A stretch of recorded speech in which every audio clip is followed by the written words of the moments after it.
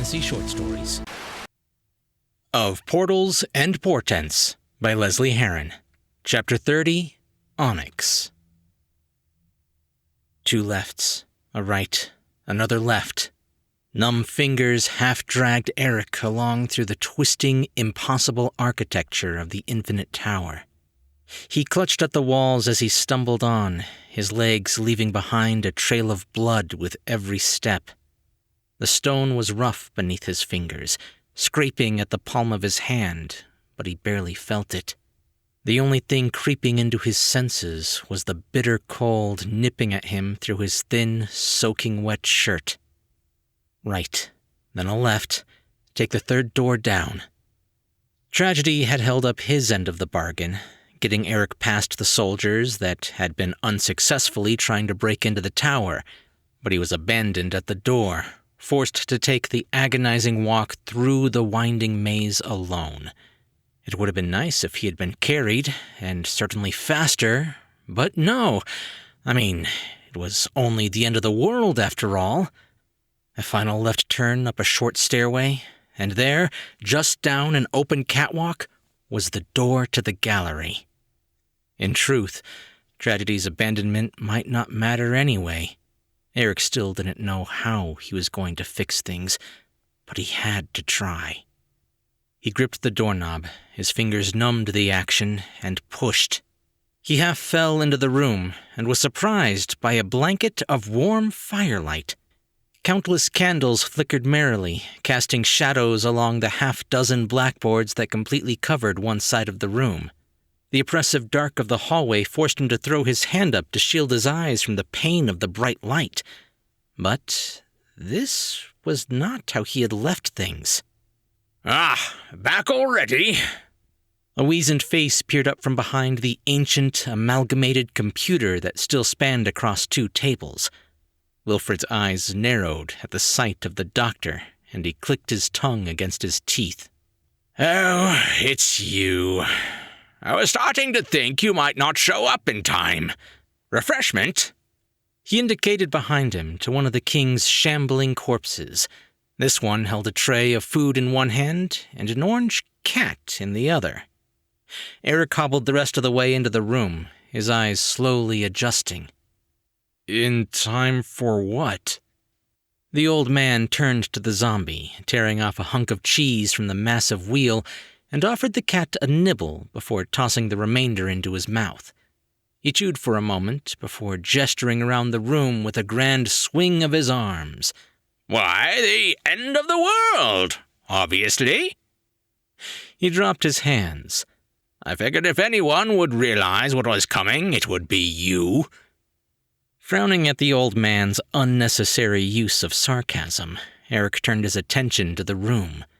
He had expected to return to it empty, exactly how he had left it, but he noticed the chalkboards had been rearranged and were now covered with chicken scratch written by a shaking hand rather than his own tight script.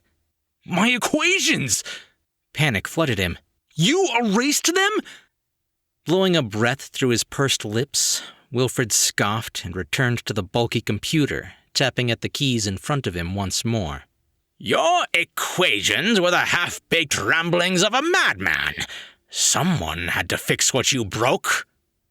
Turning on the spot, Eric struggled to understand what he was looking at, and confusing a man of his intellect was no easy feat. Quantum decoherence, global wave function, quasi-probability distribution? What the hell is all this? His frown deepened. That, my dear idiot, is a blueprint of what not to do. In your misguided attempt to build a permanent bridge between two worlds, you managed to force a boatload of particles of different universes to entangle with those of this one. And that started a chain reaction. First, one tries to match another, causing its neighbors to change as well. And like gangrene, it's spreading. I know that. I'm not an idiot. I meant, what are you trying to achieve?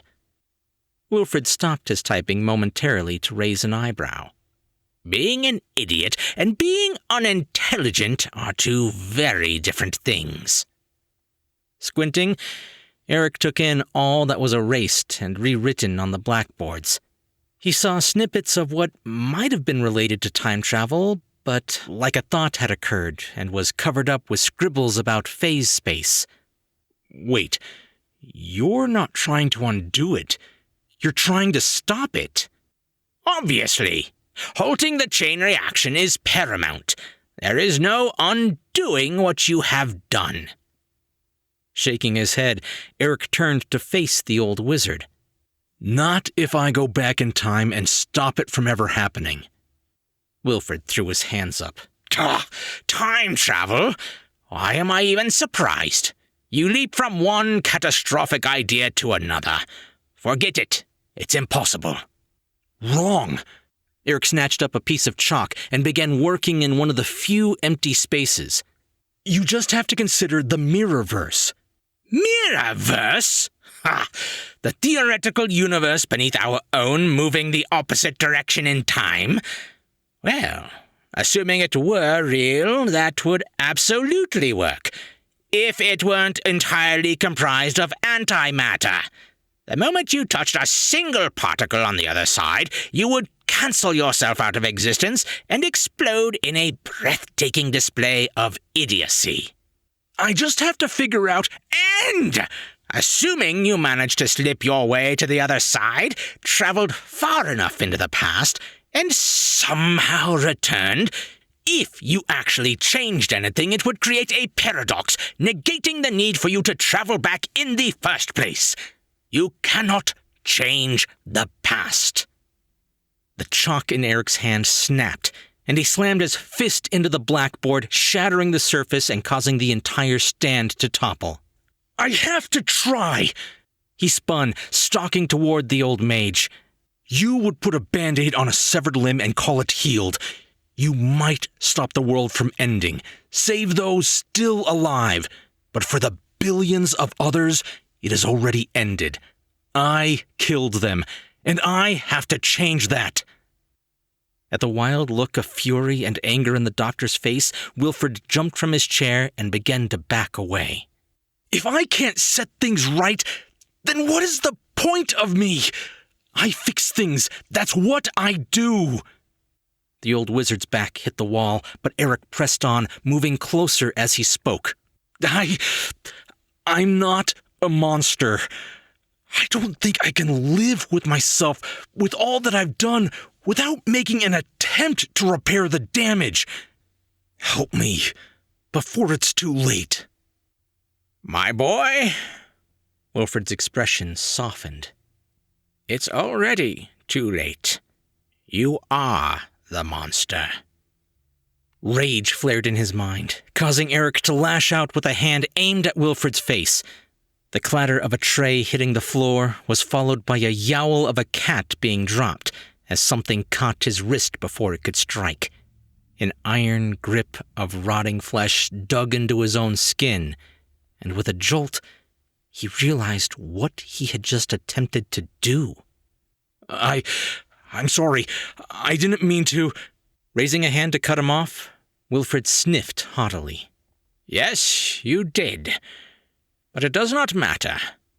He ducked beneath the doctor's outstretched arm, still held fast by the zombie. You say you are the one to fix this. Very well.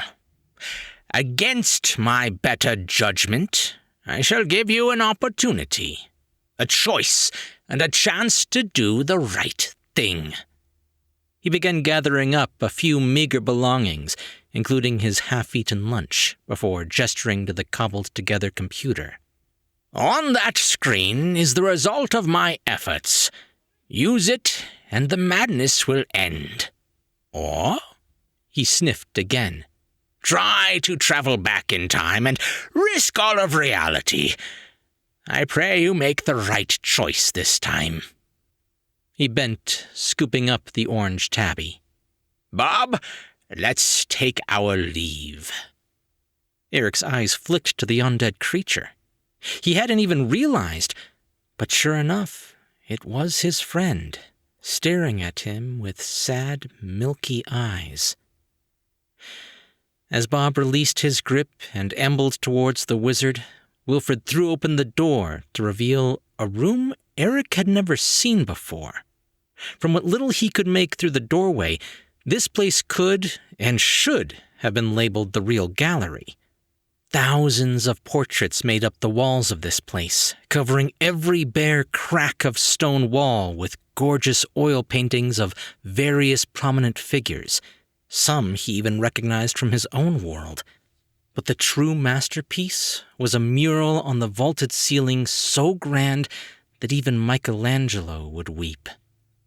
As they stepped through, Wilfred looked over his shoulder once more and said, "Being a monster is a choice, not a destiny." The door snapped shut by itself, and Eric rushed forward, wrenching it back open. Except only the lonely walkway he had arrived by greeted him outside. Even with the tower's pocket dimension unraveled, the old wizard had somehow managed to warp the space within. And then something in his brain clicked. He turned back to the computer. There wasn't much time, but if he was right, and he usually was, he was about to have himself a whole lot more of it. "Your Majesty, wait!" Undine reached out, but Pyra was already running across the water, standing atop it as only her people could. She looked down at her own feet, inching her toes towards the edge. Fear climbed into her throat, causing her blood to pound in her ears and her breath to quicken. The water innocently rushed past her, but she took a step back. The memories of being trapped beneath these waves rose up like a hydra in Undine's mind. She would swallow down the sensation of drowning, only for her brain to assault her with the memory of swimming in a sea of dead bodies. Her head began to grow light, and her knees wobbled. She reached out for something to latch onto, her fingers finding purchase on a broken windowsill. She looked up to see her queen even further away. She closed her eyes, attempting to calm the fear inside. "It's just water. This is no different than crossing the cenote. It's just water." She opened her eyes to see white caps slamming against what had once been a city, looking more like a writhing beast than a river. A beast that had swallowed her whole and spat her out once before. A tremor of fear rippled through her body hard enough to ground her for good. She called out once more, praying her words would reach the queen, but to no avail. Her voice was simply too tiny, and Pyra was too far, headed straight for danger. Undine knew that fear was only in the mind, and that the mind could be bent by the will. But in this moment, trapped in her own panic, it felt like trying to make a mountain kneel. She pulled herself upright, and, with monumental effort, her trembling legs carried her to the first landing. Varen raised a hand, shifting his brother around on his shoulders to shield him from view. How would one even go about placating a bear? He opened his mouth to reason with Barry, who had eyes only for the king, but nothing came out. No words, no sounds, only the escape of air that could almost be mistaken for a whisper. He tried again, willing his voice to emerge like before, but as the bear continued to advance, the prince could only stumble back. "Oi! Fuzzball!" Piper threw her inconsiderable size between her friend and the massive beast, a mouse staring down an elephant. She waved her broom torch in his face and shouted, "Leave him alone!" Barry, eyes still locked on the face of the man that had condemned him to die in the woods, swiped at the flash of light and knocked it and the girl into a nearby bush. The low growl crawling free from his throat erupted into a roar as he charged. Forcing himself to overcome his fear, Varen dumped his brother out of the way. He threw up his hands, bracing for impact, but before the bear could reach him, something red came flying in and cracked into the side of Barry's head, crumpling him to the ground on his back from the force. The heroic outline of a figure stood over the dazed beast, his left eye glowing bright. Piper, you all right? A moment of exhilaration flooded her, and she couldn't help the laugh that burst past her lips. Well? Piper had pulled herself free from the brush, tugging on the hem of her shirt that was tangled in the thorns when she noticed something a bit more pressing. The dried grass and brush around the house had caught fire. Yeah, I'm good, but... Then grab your brother and get the hell out of here. Vel spun, lunging towards the limp figure of Elias, sprawled out on the ground. He clenched his fingers into a fist, raising it high, when someone with a familiar face stepped in and blocked his path, holding up their hands in defense. Varen stared at his twin, a grizzled, scarred version of himself, a vision of what he would be if the world had hammered him like a lump of iron. But it was still him, and he could see a spark of humanity in there. If he could just break through the icy exterior, he could... Vel sank his fist into the other man's chest hard enough that his feet left the ground. His glowing eye moved to the crawling form of Elias. But before he could make a move, something sharp sank into his mechanical shoulder, pulling him back as he screamed in pain. Large canines dug into the cables and synthetic tendons between the metal gaps in his cybernetic arm. And, despite his attempts to bash the beast in the face, he was tossed around like a chew toy before being discarded.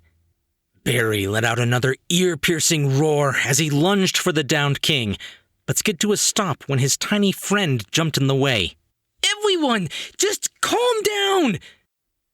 Fingers digging deep trenches in the dirt and gravel, Elias pulled himself away from the chaos that had erupted behind him. He didn't know what was going on, but there was shouting, and fire had begun to spread through the bushes. He needed to get away, to be safe. A soothing voice spoke against his ear, telling him that if he made it to that large oak tree, everything would be okay. Again and again, Varen opened his mouth to speak, to explain the situation, but nothing came out, and his twin wouldn't stop. Equally matched, they exchanged blows heavy enough to send both of them staggering back. But the prince managed to snake a fist past the other man's guard, and it sank into a metal plate hard enough to dent it. Vel let out a growl as he retaliated with a kick to the stomach that caused his doppelganger to double over in pain. Gramps, stop! Varen stood, grinding his teeth as he met his twin head-on, diving in to grab him around the middle to drive him to the ground. He would not hurt his brother. But the man didn't go down. Instead, a fist slammed into his exposed back. Through the stars of pain, he managed to hold fast, struggling to topple him. Varen, let go of him! Vel growled, his eyes still locked on Elias crawling away. He wouldn't escape this time. He flexed his metallic fingers, ready to sink them into the other man's ribs, when something grabbed his outstretched hand and pulled him back. Her own metal fingers cinched tight around him, Piper screamed, I said stop, you old windbag! Vel struggled against her, but a second figure stepped in between them, pushing against his twin and separating them further. Pyra was spitting mad and offered the prince a look that she would fight him herself as she shoved him back. He's not the enemy, you idiot! The two men had barely a moment of clarity, the scene and each other's faces illuminated by the quickly spreading fire, when another roar burst through the night. Barry had managed to push past his tiny friend and charged for Elias while the others were distracted. Paws tearing chunks from the earth, jaw opened and teeth bared, he descended for the kill. With a growl, a pale figure jumped over the king, dropping to one knee where he landed.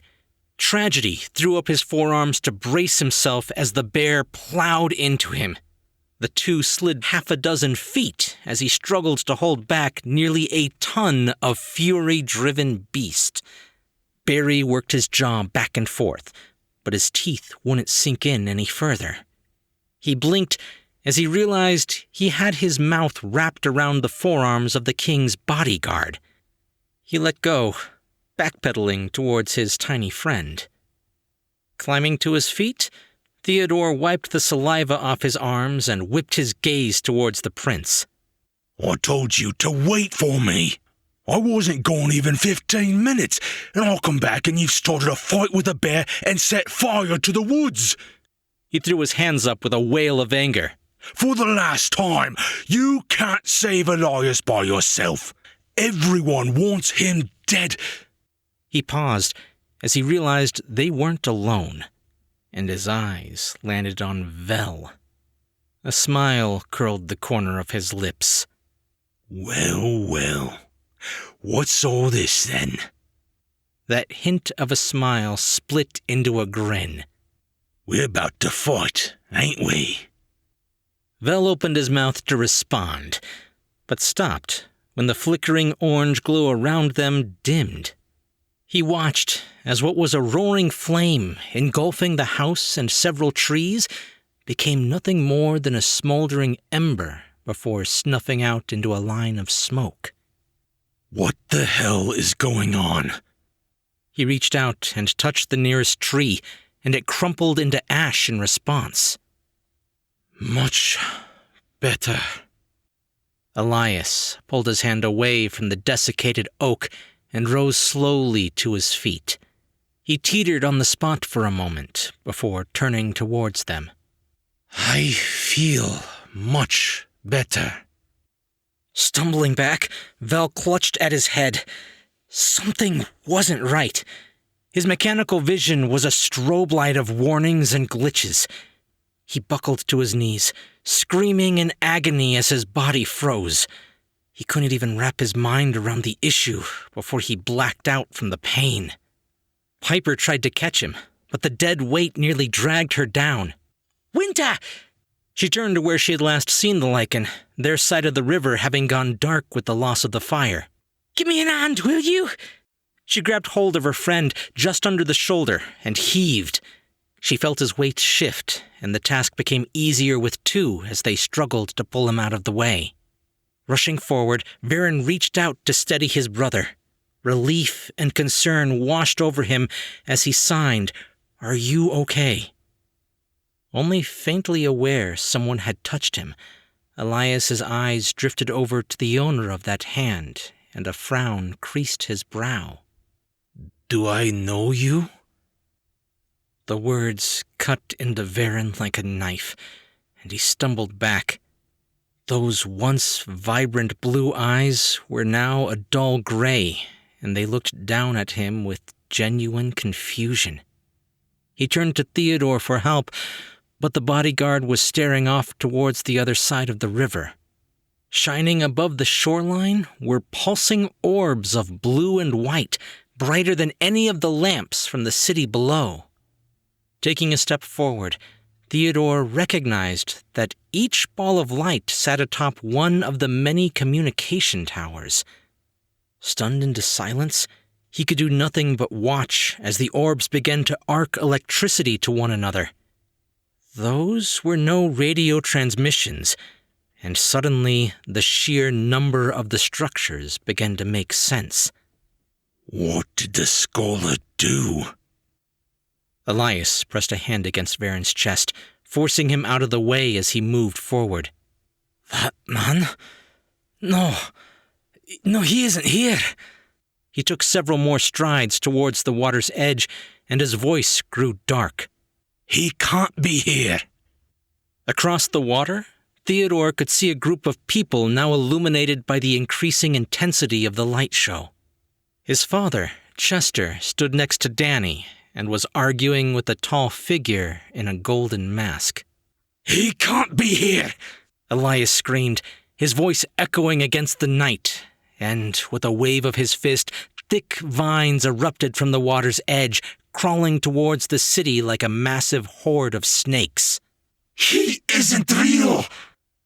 Frozen in place, horrified, Theodore could only watch as the king clawed at his own face, fingernails tearing into flesh. As his screams rose in pitch, He reached out, snapping his fingers around Elias's wrist to stop him from doing any more harm to himself, but recoiled immediately as just the mere touch of his skin caused pain to lance through his arms. His hand shaking, Theodore looked down at his palm to see several tiny purple stones embedded there. He looked back up as Elias turned his glowering face, twisting with rage on him. Violent purple eyes stared back as tiny black vines began to creep out from the self-inflicted wounds. The goddess grabbed him by the throat and with a shriek of fury flung him in the direction of the far shore. He experienced a brief moment of weightlessness until Theodore's body slammed into the living bridge. He bounced once, twice, and a third time before rolling to a stop halfway across the massive river. His fingers dug into the vines to keep him from sliding off it, his body racked with pain. Rivaria wasn't at full strength, not even close, but she was exuding so much magic from Elias's body, it was like a thick miasma. He felt the bridge begin to shake, and he pulled his attention away from the water, inches away from his face, to see Elias was charging forward, his head lowered like a bull as he continued to scream. Theodore looked the other way, in the direction of the city, to see the orbs had created a blanket of light that was quickly coalescing into a wall to encapsulate the city. The golden figure of the scholar remained stationary, his hands tucked behind his back, as he stared on with that gilded mask of mild amusement. But Danny and Chester were frantically ordering troops, preparing themselves for the moment Rivaria reached them. "Elias, stop!" Theodore's attention was pulled away to see Queen Pyra shooting across the water like a figure skater and planting herself right in the king's path, her hands outstretched. "This is not who you are! Those are your people over there! Do not condemn them for your vendetta! Stand down now!" The possessed king reached out as they met, his hand snapping closed around her throat. But his gaze never broke from the scholar, whose eyeless mask not once wavered from him. Elias continued on his march, holding the queen at arm's length as his footsteps left smoking rings on the living bridge. Tears stung her eyes as Pyra clawed at his hand, her feet stumbling on the water's surface as he forced her along backwards. "Elias!" She reached for his face, trying to get him to look at her in hopes of breaking through his trance.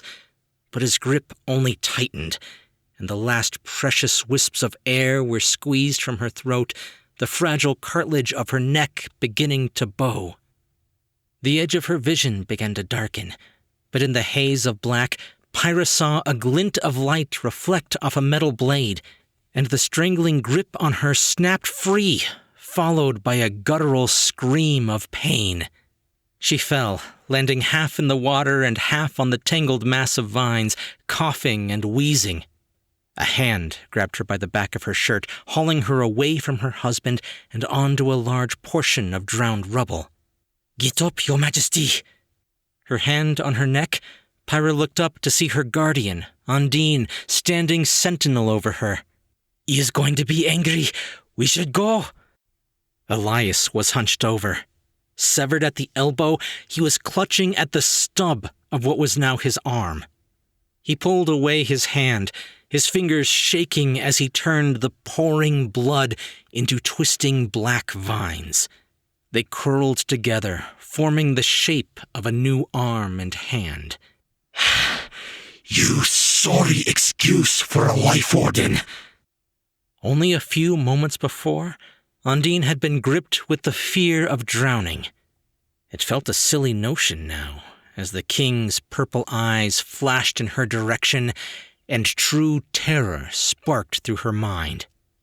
With a wave of his new wooden arm and a scream, black energy rippled through the air like a blade in her direction. She grabbed the queen and dove, disappearing beneath the icy waters. That distraction out of the way, Elias returned his attention to the scholar. Theodore crawled farther away, his body paralyzed with pain at the waves of energy roiling off the king. His glances shifted between the purple haze and the glowing white light behind him. Something surfaced in the river that caught his attention. A dead fish, followed by more and more, dozens of them. Even the living bridge beneath their feet had begun to rot from the radiating energy. He couldn't continue this crawling pace if he wanted to outrun that magic, but he needed to make a choice. Theodore looked back at his sister. She was waving for him to hurry, and his heart tightened. The shimmering walls were nearly closed. If he managed to run, he might make it.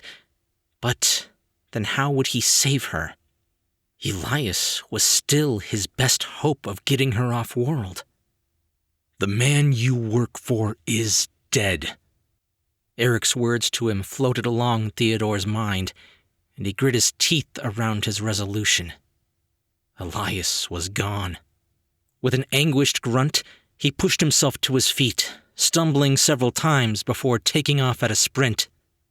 Something flew past his shoulder, clipping him and shredding the fabric of his shirt as it sped toward the scholar. The golden man simply raised a hand and smacked the purple barb out of the air. A cry of rage sounded behind Theodore, and more bolts were lobbed in their direction. One went wide and slammed into a poor Avis soldier, leaving only a smoldering corpse in its wake. A third, this one much larger, scattered the group closest to his sister, and he skid to a stop. Too close. Damn it, Elias! Knock it off! He spun, changing his momentum to carry him towards the man he had dedicated his life to serving. His body quaked as crystal shards began to take root in his flesh, the waves of power washing over him. He braced himself as a singularly focused Elias charged. The king didn't even miss a step in his stride as Theodore raised a fist.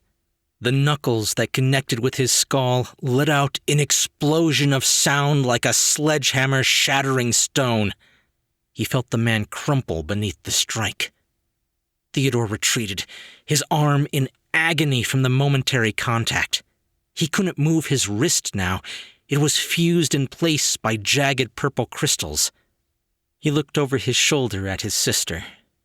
The curtain was nearly closed, and he nor Elias would be able to make it in time. He knew the pain had been worth it. Ingrate! Theodore was wrenched from his moment when Elias, already back on his feet, turned in his direction with a crack of his neck. The bones realigned with a terrifying snap, and a thick vine in the shape of a staghorn began to grow out of the bleeding fracture in his skull. Reaching back with both hands, Rivaria roared and sent out a massive shockwave. It caught him in the chest, and Theodore felt crystalline spikes explode through his body, piercing muscle, bone, and, judging by the spurt of blood from his mouth, a lung. He sailed back, much faster than he could have ran, the force of the attack dumping him on the shore. Half submerged in the lapping water, he was barely aware as someone hauled him free of the river and across the remaining distance. He let out a wet gurgle and a cough. It was so hard to breathe.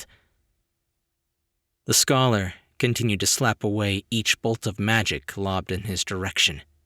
If he could, he would have offered the resurrected goddess a smile as the glowing barrier fell into place between them. Instead, he gave her the slightest inclination of his head, as though greeting an old acquaintance. Rivaria hammered against the wall, her flesh sizzling with each strike.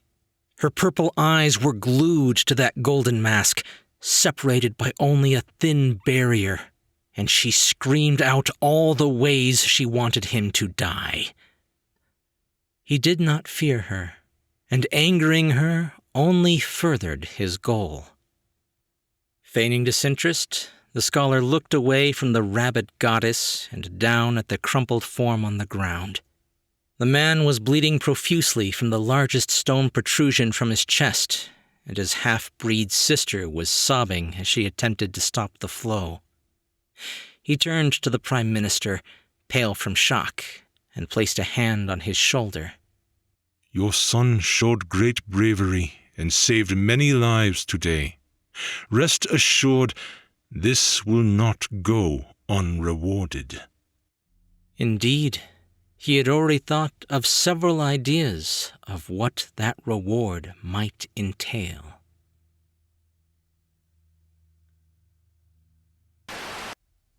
We thank you for joining us for this chapter of the novel of Portals and Portents, Book 4 by Lesley Herron in this ongoing series available here on Tall Tale TV. You can find links in the description to where you can listen to all her books and novellas, with new chapters appearing as they are being written and recorded. R-E-T-U-N, num, %, C-O-U-T, alligator mouth, quotation, S-U-M of and coding is thirsty work, wouldn't you say, Bob? How about a bit of that apple cider if we have any left, and a few kippers to keep the old noggin fresh, eh? Yes, and an extra kipper for Chumbucket as well.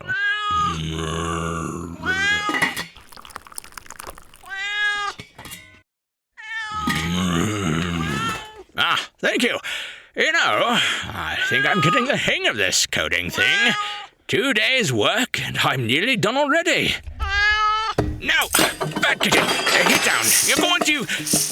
Oh, no.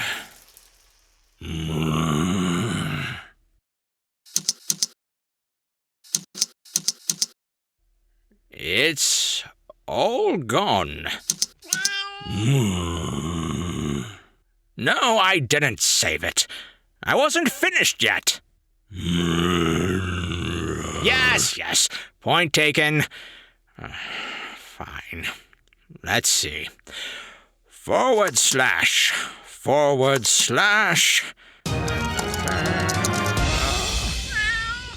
Bad kitty.